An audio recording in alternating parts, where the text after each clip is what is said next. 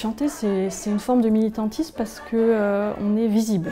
Il n'y a pas d'amour sans censure, il n'y a que d'amour sincère. On fait passer des messages, on fait entendre nos voix et on le fait par la musique.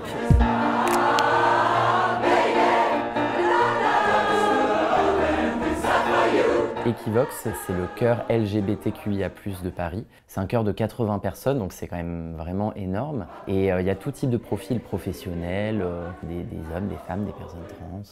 Tu chantais déjà avant? Sous la douche, ouais.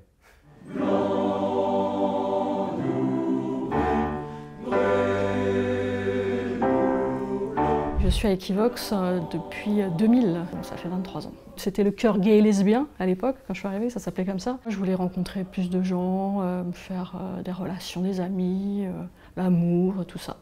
Ça a marché? Ouais, ça a marché. J'ai rencontré ma compagne avec laquelle je suis depuis 23 ans.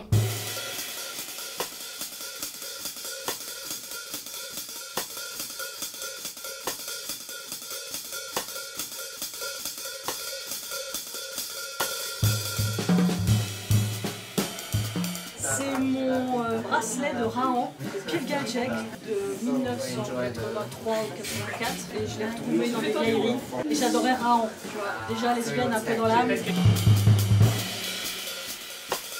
Je suis Maggie Chung dans In the Mood for Love, le film de Wong Kar-wai. Donc je porte un chipao qui est la tenue traditionnelle à Hong Kong dans les années 60. Ça c'est mon anti-sèche. Je prends 1 sur Oshi, je suis en 3 sur la Dalida, je suis en 3 sur Mania. Ouais, il y a quand même un peu de trac, ça retombe une fois qu'on commence à chanter. C'est chouette de ressentir ça.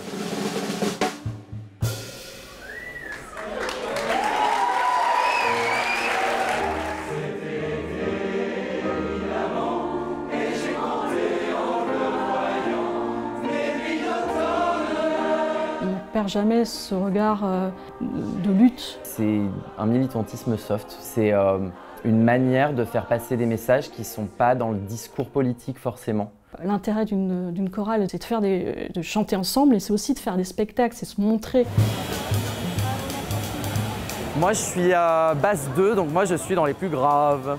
Amour sans censure.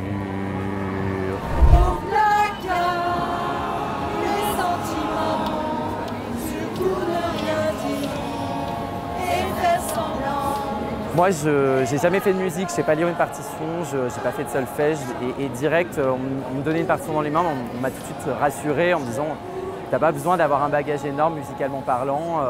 En arrivant chez Equivox, j'ai trouvé beaucoup de joie, j'ai trouvé de la chaleur humaine, j'ai trouvé des amis, j'ai trouvé un mec, voilà. Je sais bien que tu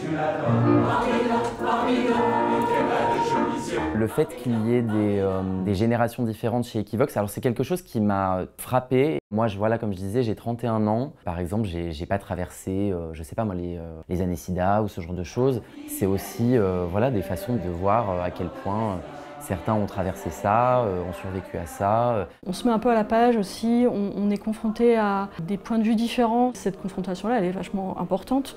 Il y a quand même des moments de grâce qui sont assez inouïs, qui parfois nous font monter les larmes. C'est très gratifiant et c'est très beau d'arriver à collectivement construire quelque chose comme ça et qui procure de la joie aux autres. C'est vraiment, vraiment chouette. On essaye de se rendre visible en étant beau sur scène, en chantant bien dans la rue.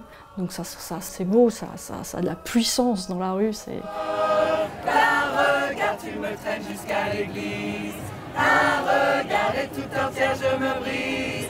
Oh oh, mamma mia, here I go again.